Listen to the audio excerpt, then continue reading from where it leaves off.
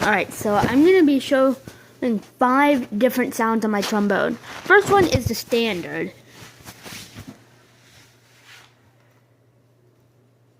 Like standard trombone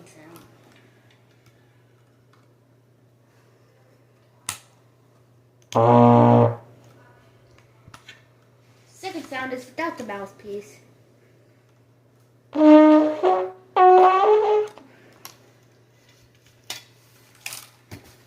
This third sound is without, just blowing straight into the second rod of the unit slide.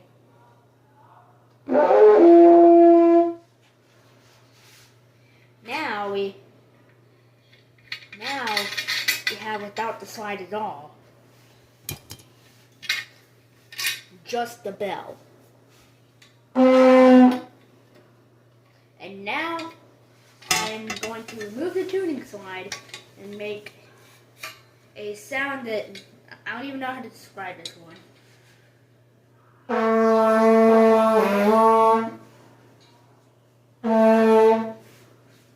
don't even know how to describe it. I mean, like, it's kind of like...